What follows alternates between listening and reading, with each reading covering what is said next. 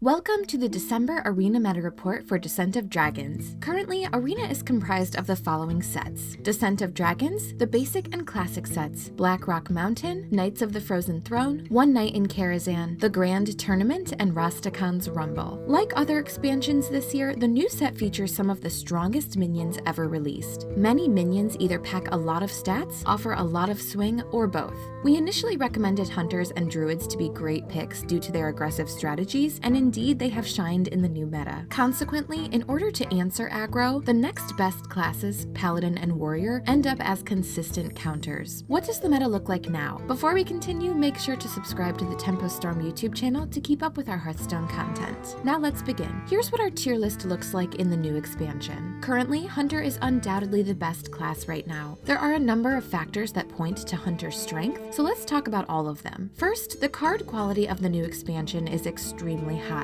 No official numbers have been statted, but the new set seems to have an expansion bonus. Primordial Explorer and Diving Griffin are two premium minions that offer value and tempo. As the meta in Arena is dominated by the quality of common and rare cards, Hunters are thriving right now. In some games, a Hunter can straight up outvalue opponents despite playing and drafting aggressively. Corrosive Breath and Dwarven Sharpshooter are also powerful early game cards to secure board control. Other than the new expansion, old cards have become stronger in this meta, such as Deadly Shot and Freezing Trap. Deadly Shot can remove minions such as Evasive Draconid, while other hard removals are unable to do it. Freezing Trap, on the other hand, can remove strong on-curve minions such as Big Ol' Whelp and Evasive Worm to push tempo. Secondly, there is a clear lack of good taunts and heals. Rogue and Warlock, for example, often trade health for early game tempo. However, they are unable to stabilize due to the lack of protective cards in the meta. Meanwhile, Hunters have a great selection of early game tools and minions to push face early. Next up, we have Druid. Like Hunters, it is one of the few classes that can curve out as early as turn 1 and maintain pressure. There is also a ton of reach, which can deal the final damage for lethal. Unlike Hunters, the class feels a bit boring to play. There is nothing inherently special about Druid. Ultimate Infestation is still an insane card with a ridiculously high win rate,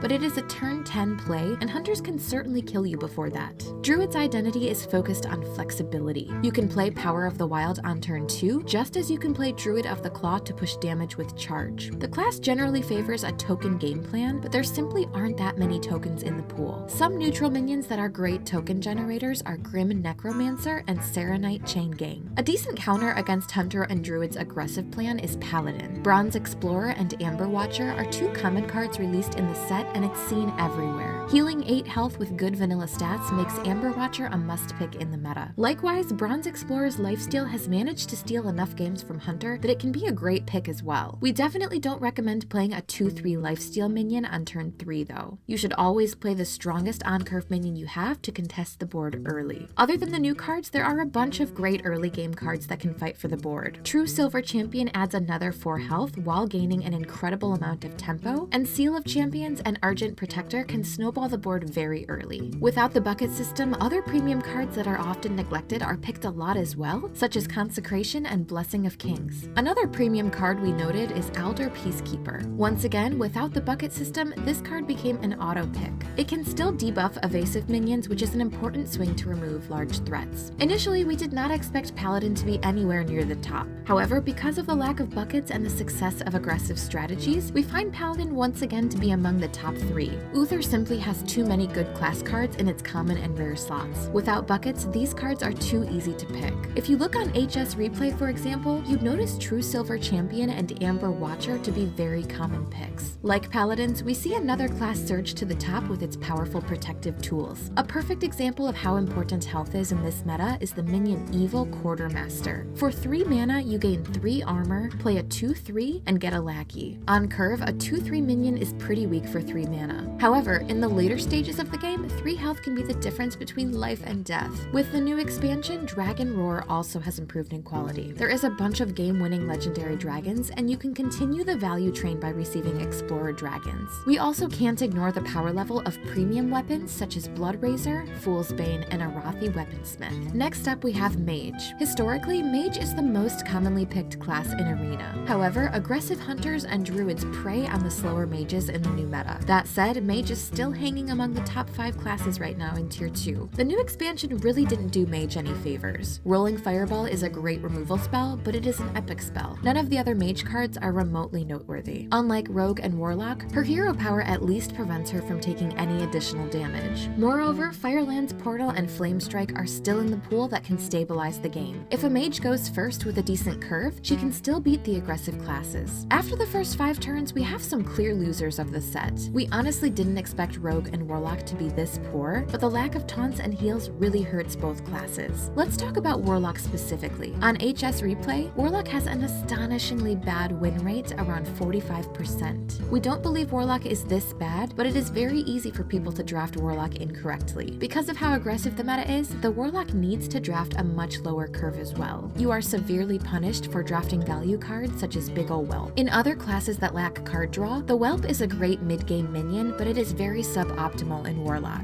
Ironically, the new Warlock cards are pushing Warlock to play even more greedy with cards such as Crazed Netherwing and Abyssal Summoner. By holding more cards in your hand or drafting more mid-sized dragons, you lose the board early and you lack enough efficient board clears and taunts to stabilize. Rogue is in a lower tier for a slightly different reason. Yes, the lack of taunts and heals do hurt the class. Additionally, Rogue's removals are less effective given the amount of evasive minions released in the set. There are plenty of times where you hold your efficient removal spells because you simply can't use them. With the late game pool focused on evasive Draconid, Rogue can only rely on poisonous minions to remove them. Finally, we're in the dumpster tiers. We knew Priest and Shaman was going to be bad, but we didn't quite expect them to be this bad. Let's start with Shaman. Unlike Constructed, there really is nothing going on with the Shaman this expansion. The best card they received for Arena is Storm's Wrath. This is essentially a power of the wild, which is arguably more effective given that you can buff totems. In order to play Shaman effectively, you have to go down a token route. Hopefully you will end up drafting Bloodlust, which is your late game finisher. Early game weapons such as Stormforged Axe is a must pick, and you need to draft enough early game to compensate for overloading. This sort of style hinges upon drafting Bloodlust and can easily be outvalued by other classes such as mages and warriors. Finally, there's Priest. The major problem for Priest in Arena had always been its early game. Priest thrived in mean streets of Gadgetzan because Potion of Madness and Cabal Talonpriest dominated the early game. Additionally, Priest simply didn't have enough game-winning AoEs to outlast the opponent. In past metas, you could draft Psychic Scream, Dragonfire Potion, and Light Bomb. In this expansion, the only big board clear is Mass Hysteria, and it's incredibly random. Breath of the Infinite is a very good small board clear, but it simply isn't enough.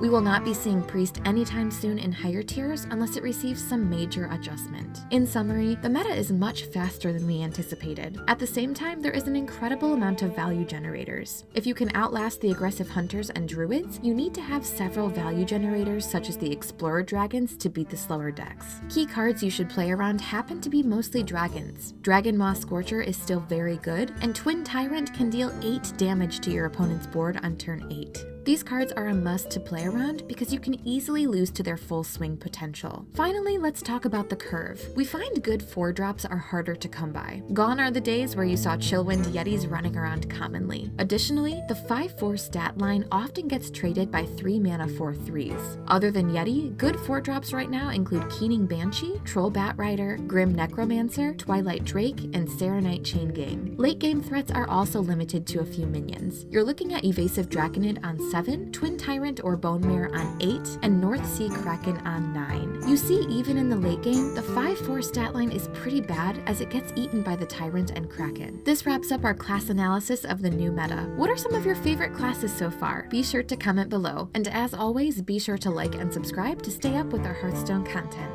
See you all next time!